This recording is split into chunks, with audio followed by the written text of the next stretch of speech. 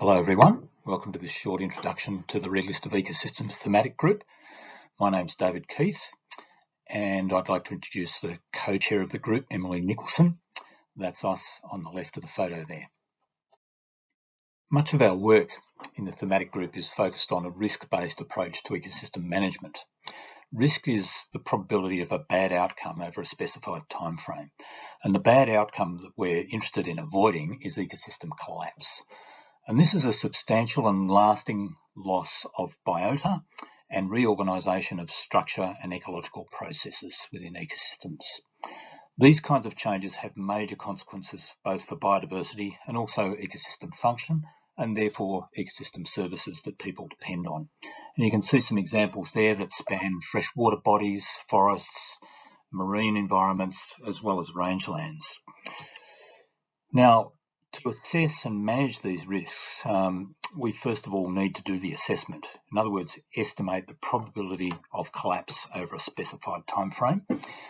And while we're doing that, we can diagnose the causes underlying those risks. And once we understand those causes, we can design and implement risk reduction strategies. And we can also target restoration actions on ecosystems that have already become degraded to some degree where that's feasible. We can monitor the outcomes of that management, and that monitoring data can feed back into assessing risks and in the adaptive management cycle. Now, this is where the Red List of Ecosystems comes in. It's a protocol for assessing the relative risk of ecosystem collapse with 5 criteria. A and B on the left there, you see address rates of decline and also the size of distribution of an ecosystem. And on the right hand side, C and D address different components of ecosystem function. Criterion A is a synthetic criterion that allows us to integrate the interactions between those 4 different symptoms of ecosystem collapse. And that enables us to assign each ecosystem that's assessed to one of those ordinal categories of risk on the right hand side there, starting from collapsed, going right down to least concern. And for those ecosystems that have insufficient data for assessment, we assign them to data deficient. The protocol, however, is very flexible to accommodate very large volumes of data and very well-known ecosystems, right through to ecosystems where we have fairly rudimentary knowledge. Now, the thematic group has a 3-point strategy for the Red List of Ecosystems that I'll step you through in a moment. And the governance structure includes a partnership of universities and non-government organisations, you see there. The first component of our 3-point strategy is to build and sustain enablers for Red List assessments. Now, in that regard, we've established a number of different infrastructures, including the RLE website that you see here, which is the gateway to the database that holds the information that supports the Red List assessments that have been done to date. Another piece of infrastructure that we developed quite recently is the global ecosystem typology, and I'll say a bit more about that in a moment. We've also developed a number of resources to support training and capacity building.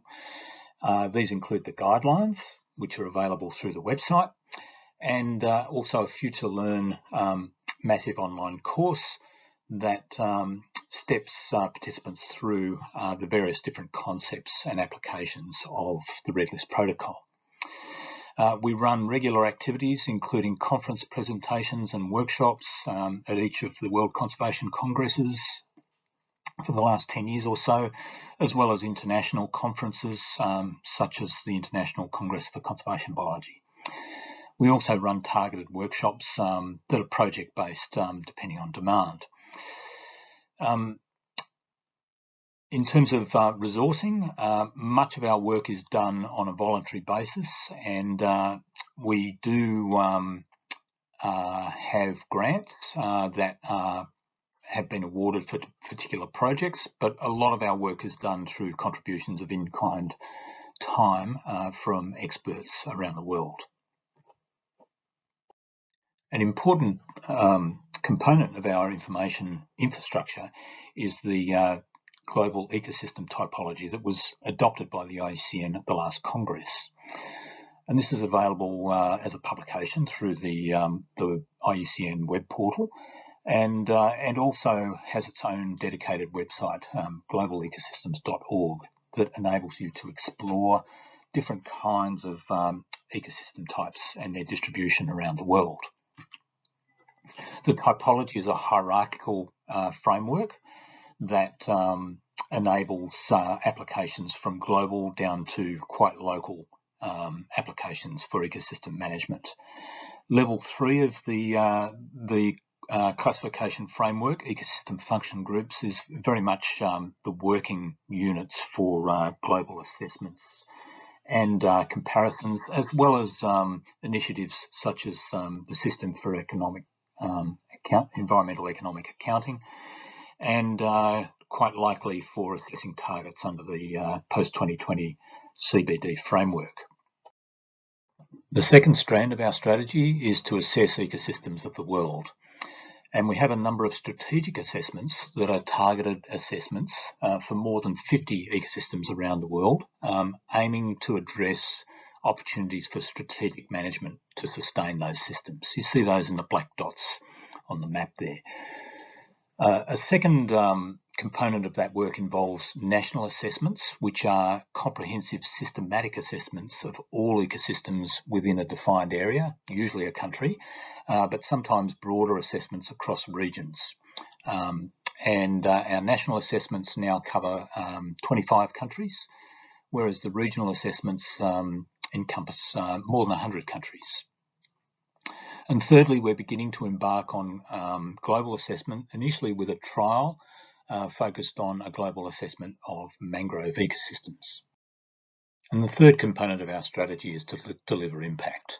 And we're working across a wide range of global to local scale activities, including reporting on the global targets and goals under the CBD post-2020 framework, natural capital accounting through the UN CER process, and more local applications such as protected area and conservation planning, identification of key biodiversity areas, and using red list assessments to inform impact assessment, as you see examples here on the right from South Africa and Colombia. So thanks for listening. You can get in touch with Emily and myself through emails here, and also Marcos van der Bano, who is the Red List Program Officer in Secretariat.